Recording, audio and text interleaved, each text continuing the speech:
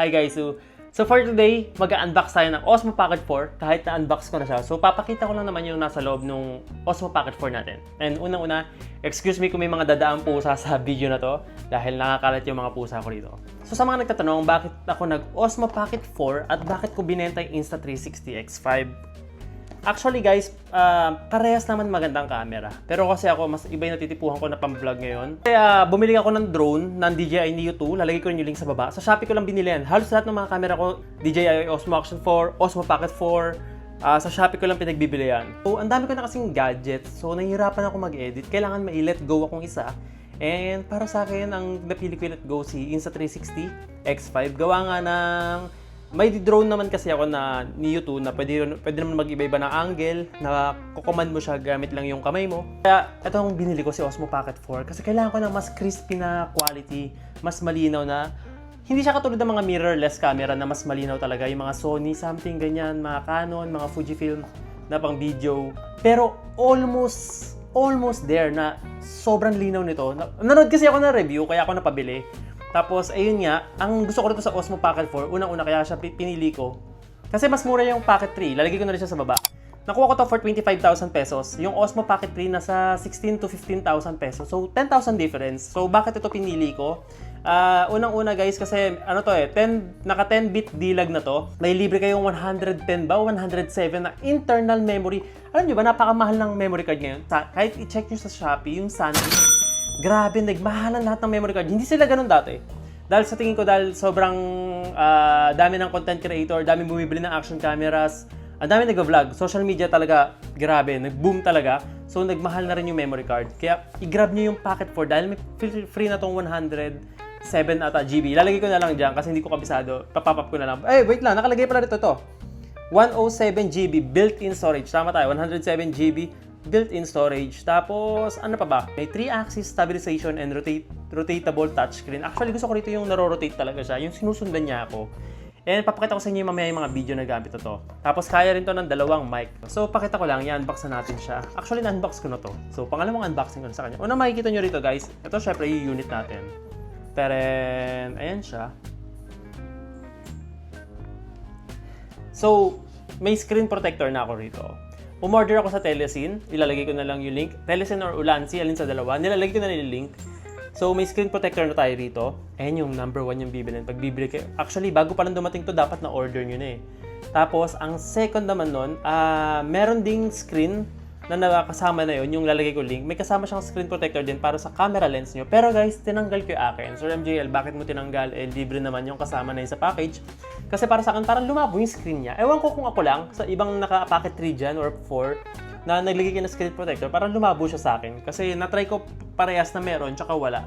So ako, I don't recommend. Ang problema ko nga lang, paano mo papalitan niya pag nagkasgas? Wala pa akong kasagutan. Pero nag-research ako about that. Kung kailangan ba talaga pumunta sa service ng DJI pag nagkasgas yung screen or merong way na tayo na lang magpapalit. And then, second naman, tignan natin kung ano pa nasa loob. Wait lang, higa ko, baka mamaya matumba. So, may kasama siyang charger na tanggal ko na to. Naka-fold to nung kinuha ko. Wait lang, may buhok. So, naka-fold to nung kinuha ko. May kasama na siyang charger na Type-C para dito. Tapos, meron din siyang kasamang, syempre, yung manual. Ayan, warranty card na 1 year ata to. Tapos, sticker. Tapos, may kasama rin to guys na extension. Ito siya, extension to. Para dito. Type-C to. Kasi ang ano na to, meron kasi ito guys, pagkakabit nyo to, meron siya ng pang quick release na mounting dito sa mismong unit niya. Pero meron din kayo na extension na para sa mga bilog na pangkabit. Alam niyo sa Insta360 X5, ganun din siya. So pabilog, tapos meron din kayong choice na ganito. So you have 2 options. Tsaka para mas medyo mahaba siya pag nilagyan mo nito. Ayan, so medyo makikita nyo na mas humaba siya. And then, may libre tayong bag din from Osmo Pocket 4. Kasama to, pouch. Pero I don't recommend this. Sasagutin ko kung bakit. Una-una guys, ang ayoko lang dito sa Osmo Pocket 4, hindi siya waterproof. Ito yung kadalasan na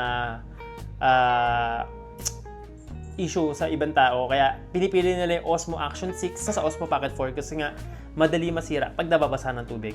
Actually, yun nga. So, kaya ingat-ingat tayo. Kaya dyan papasok yung mga accessories na pinagbibili ko. Isa-isahin natin. So guys, yung mga accessories na binili ko para dito. Unang-una, bumili ako nito. Ito yung pwede siya sa magnet. Pwede mo ikabit kahit saan na bakal para kumapit siya. This is from Sunnyfire. Lalagay ko rin yung link niya. Pero, uy, ito pa. Ito yung bakal. Kakabit mong ganyan. Tapos, taran. Okay, di ba? Sobrang convenient ito. Kasi, di ko pa kayo nagawa ng video kasi ngayon ko pa lang in-unbox ngayon ko pa lang binuksan Pero abangan niyo yung mga video natin kung saan siya nakakapit. And huwag kayong mag-alala kasi ilalim, pwede mo pa rin kabitan kahit may case siya. Ayan, so makakabitan mo pa rin yung ilalim. At saka kahit may case siya, hindi siya ganun kalaki. Nakakasya pa rin siya sa mga lalagyanan na pouch nyo.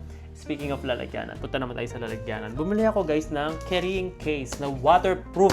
Kaya hindi ko recommend tong pouch kasi nga mas pwedeng masira sa tubig yung ating action cam. So, laging yung lalagyan ng waterproof case yan. Actually, ito.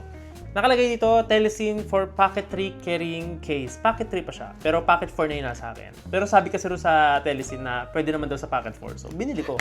So, ngayon, tignan natin kung pwede nga rin ba siya. Ayan ha, Telesin ha. Babalik ko to. Naka-video tayo. Ito guys, pag mag-unbox kayo palagi, lalo na kung sobrang mahal, bibidyohan nyo. Kasi yun yung policy nila para ma-return nyo. So, this is waterproof. Sana waterproof talaga. But I think it's waterproof naman. Yeah, I think it's waterproof naman. So, itry natin nilagay yung camera natin sa lalagyanan.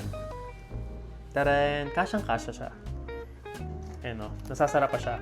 And ang good thing dito, kasi may mga lalagyanan pa kayo ng memory card dito, pwede nyo lagyan. Kapag alala nyo yung extension natin, pasya rin siya sa loob. Ayan o, ganyan siya kahaba. So, hindi maganda, diba? May lalagyanan na tayo. So, ano pang accessories ang binili ko rito? Pakita ko lang yung ibang accessories. So guys, ito, medyo mahal to. Nasa 1,800 ata ko ako. Intelligent battery handle for Osmo Pocket 4P, 4 and 3. Ang gusto ko rito guys, parang siyang handle na may power, na may battery. So, parang siyang power bank ng camera nyo. To be honest, para sa akin, okay na sa akin yung isang battery ng Osmo Pocket 4 kahit wala ako nito. Kasi fast charging naman siya. Tuloy-tuloy yung pagbablog ko. So, ayan, bumili tayo ng extra battery.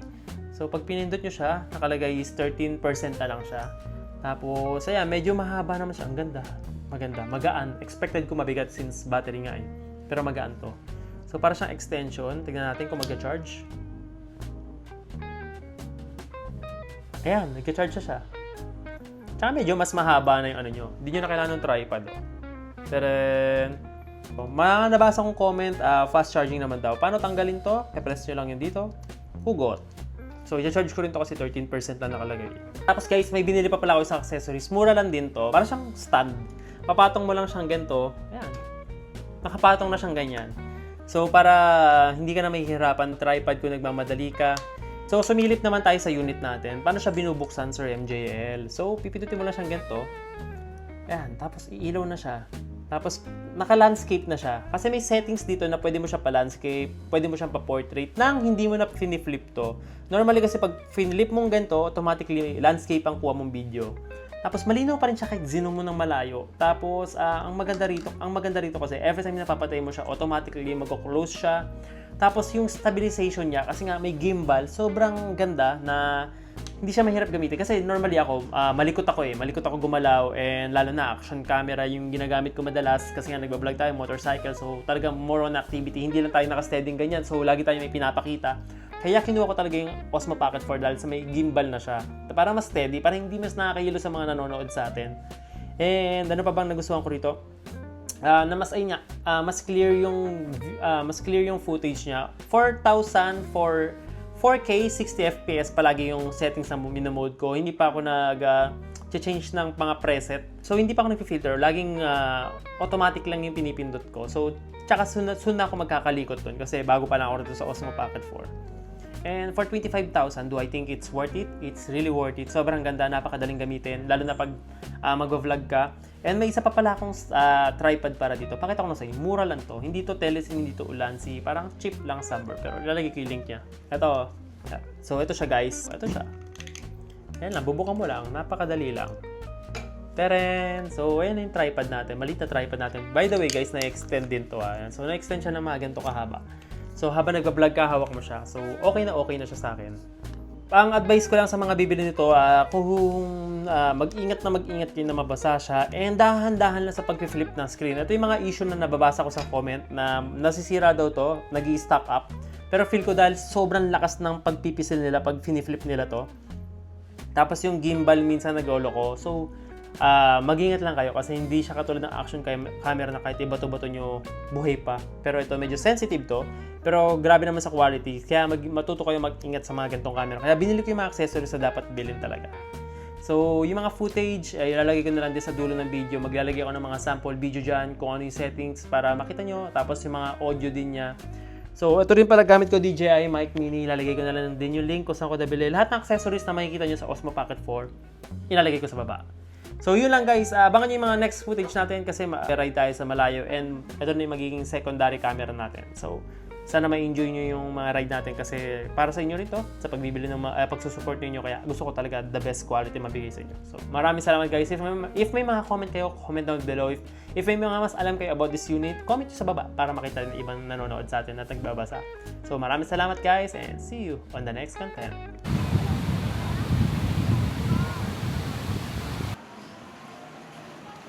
Parang gata, no?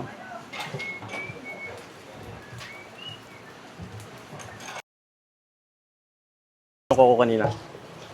Sarap siya. Yung